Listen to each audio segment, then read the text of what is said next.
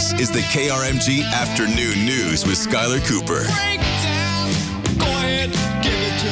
It's time for the BA Breakdown on the KRMG Afternoon News, where we check in live with Broken Arrow City Manager Michael Spurgeon. Michael, how you doing, buddy? Hey, I am doing great. Skylar, how have you been? I've been good. I was out of town a little bit, so it's good to be back here and chatting with you live on this Tuesday. Absolutely.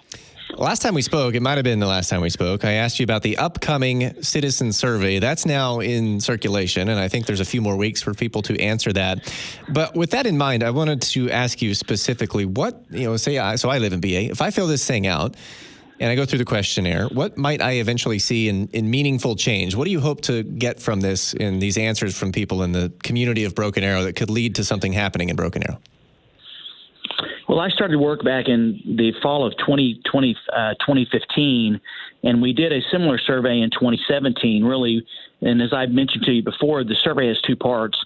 The first one is to ask the citizens that responded to the survey, which right now we've got about 2,800 responses, how citizens feel about the job we're doing as an administration or for their local government. And there is a number of questions that are asked that actually folks can rate us an excellent, good, fair, poor, or don't know if they're not sure about how we're doing. And the meaningful change that's going to come from that is the council and the entire leadership team and myself are going to look at those responses and with the overall goal of trying to determine how we can better serve the citizens of this community. If they look at us and say we need to do a better job in one area or the other, then I'll get with that specific director and talk about how we can try to address those concerns. And obviously, it's a fast-growing city. I fully expect there's going to be some great comments and there's going to be some challenges that folks have noted that we need to get better on. And so we're going to analyze it very closely and then basically determine how we can better serve them in whatever area it is. And we're going to share the results in April. So we're going to continue to be transparent because I'm just the type of person, I know the mayor and council feel the same way, as well as the directors. If we can do a better job of serving our residents with the revenues we have, with what their expectations are, we will certainly do it. I see you on a regular basis engaging with folks in the community, even on Facebook, responding to city posts or things that have been put up about the police department or the roads, whatever it may be. I'm curious what you think might be the most common thing people bring up to you that they have the most concerns over. I would say that if I had to categorize it, it would be roads. Obviously, roads are very personal to everyone, especially in the roads that they have to travel on. And I think we do a great job. We spend about $6 million a year between the bonds as well as street maintenance on doing the roads, but we've got hundreds of miles that we're responsible for. And so for me, my whole goal on social media is, everybody's entitled to their opinion, and I don't respond to opinion, but not everybody's entitled to their own facts. And so I spend a lot of time trying to make sure that everyone is aware of exactly what decision we made, why we made it, and here are the facts regarding that decision. And I get incredible response from the public, thankfully, whenever I do those posts, because I think our community wants to be well educated about what's going on. And so I would say roads, and I think we have a great plan. Obviously, it's hard to stay ahead of completing all the road widenings we have to do in the street maintenance because we have so much responsibility. But I'm very proud of where our pavement index condition report shows us, as well as the voters' approval of bonds, and we just keep them informed of what's happening, and then eventually we're going to get to those roads that they need to have taken care of. Well, with that in mind, I saw on a recent update from the city that there is a project kind of winding down. It's almost done, and people have been asking about it for a long time, even sending us questions for our segment, and that's 91st Street or Washington. I think it's between Olive and Aspen, so 129th East Avenue to 145th East Avenue. Is that getting close? Oh, absolutely. We put a post out yesterday that says that road, it's a 5-lane. Voters approved those funding for that project, and it's supposed to be done by the end of this month. We're just down to the striping. Essentially, they've got to do some additional milling and some of the overlay, I should say.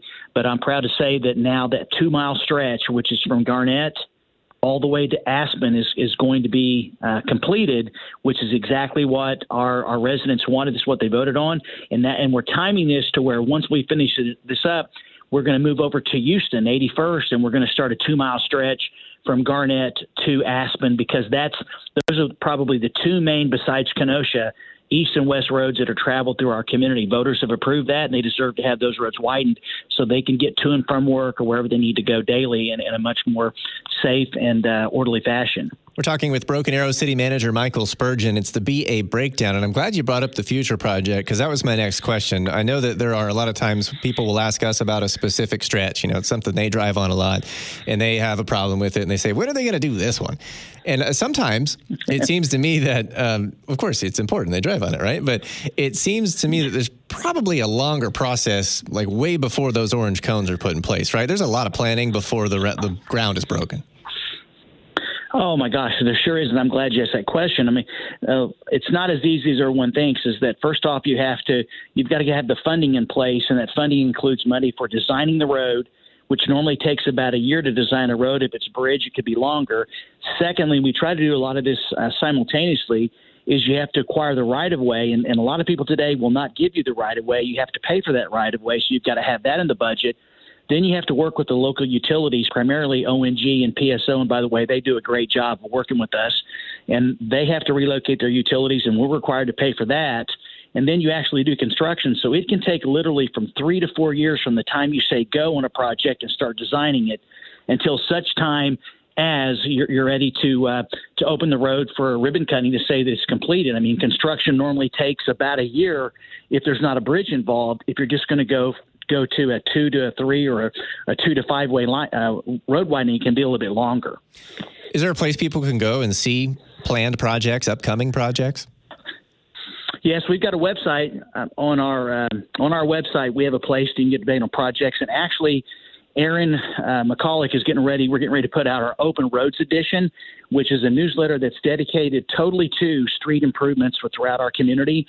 And that probably should be out sometime in the next month or so. We started this annual newsletter about a year ago or 2 years ago because it is the number one thing we hear about from residents. And they have a right to know because those are the largest or most big ticket items that we have to spend money on. I mean, widening a road today from basically from 2 to 3 lanes or 2 to 5 lanes can be $5 to $6 million. And so they should know what's going on, and we want to show them the schedule and let them know that we are spending those dollars they've approved as quickly and as efficiently as possible. You know, because it is a convenience for well over a year sometimes before we start construction until you can to basically open that road like Washington. Broken Arrow City Manager Michael Spurgeon. It's the BA Breakdown. We'll be back with it next Tuesday just after 5. Michael, thank you. Look forward to it. Have a good week.